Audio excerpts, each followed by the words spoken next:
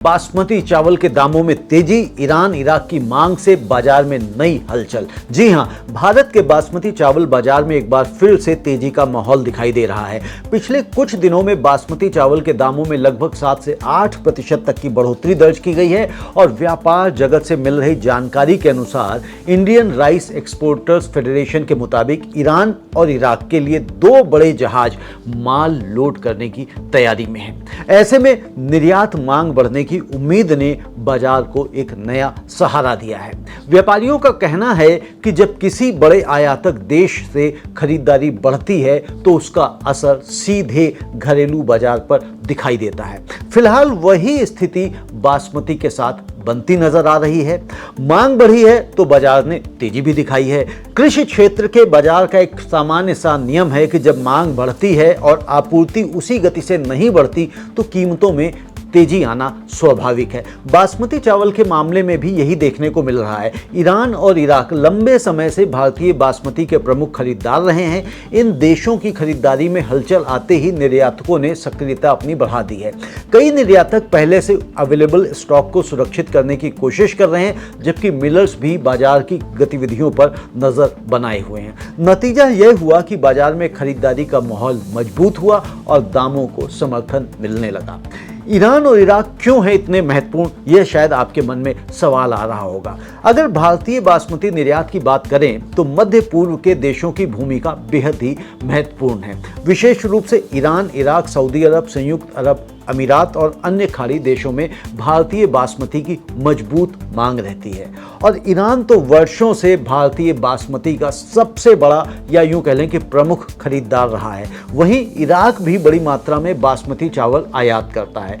इन देशों में जब सरकारी खरीद होती है या बड़े इंपोर्टर्स द्वारा सौदे किए जाते हैं तो उसका असर सीधे भारतीय मंडियों और निर्यात बाजार पर दिखाई देता है। यही वजह है कि 2 वेसल्स की तैयारी की खबर को बाजार ने एक पॉजिटिव इंडिकेटर के रूप में देखा है और उसकी वजह से दामों में थोड़ी सी उछाल आई है।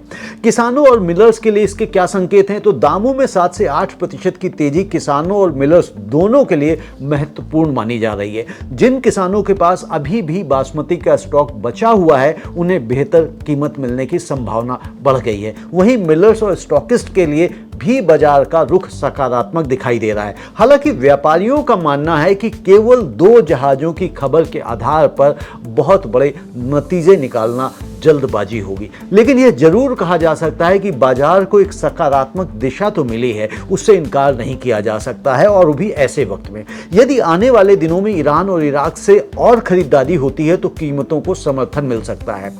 क्या केवल निर्यात ही यह वजह है जिसकी वजह से दाम बढ़े हैं? तो बाजार विशेषज्ञों का कहना है कि कीमतों में बढ़ोतरी के पीछे केवल निर्यात मांग ही नहीं है, बल्कि बाजार की मनोवैज्ञानिक स्थिति भी काम करती है। जब व्यापारियों को लगता है कि आगे मांग बढ़ सकती है तो वे पहले से खरीदारी बढ़ा देते हैं। इससे बाजार में उपलब्ध माल कम दिखाई देने लगता है और कीमतों पर दबाव ऊपर की तरफ बनता है। इसके अलावा कई क्षेत्रों में किसानों ने पहले ही अच्छी मात्रा में माल बेच दिया था। ऐसे में बाजार में उपलब्ध खुला स्टॉक धीरे धीरे सीमित होता जा रहा है। निर्यात मांग और सीमित उपलब्धता का यही मिश्रण कीमतों को सहारा दे रहा है। आगे क्या हो सकता है तो इसको भी समझना जरूरी है, क्योंकि आने वाले हफ्तों में बाजार की दिशा कुछ प्रमुख बातों पर निर्भर करेगी। सबसे पहले ईरान और इराक की वास्तविक खरीदारी कितनी होती है और कितनी मात्रा में नए सौदे सामने आते हैं। दूसरा, अन्य मध्य पूर्वी देशों से मांग का रुख कैसा रहता है।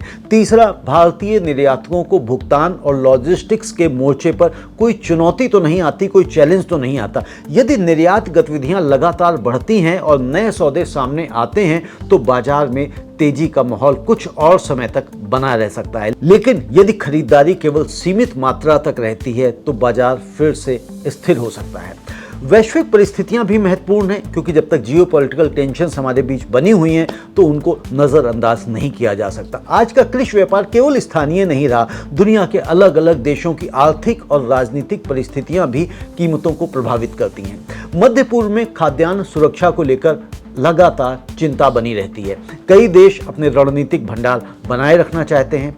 ऐसे में जब भी उन्हें अवसर दिखाई देता है, अवसर मिलता है, तो वे बड़ी क्वांटिटी में इंपोर्ट कर लेते हैं। भारत दुनिया का सबसे बड़ा बासमती निर्यातक होने के कारण ऐसी मांग का सबसे बड़ा बेनिफिशियरी बनता है और यही वजह है कि अंतर्राष्ट्रीय बाजार में आने वाली छोटी सी सकारात्मक खबर भी भारतीय बासमती बाजार को प्रभावित कर सकती है। फिलहाल तस्वीर साफ है, बासमती चावल के दामों में 7 से 8% की बढ़ोतरी दर्ज हुई है और इसके पीछे प्रमुख कारण निर्यात मांग में सुधार की उम्मीद मानी जा रही है।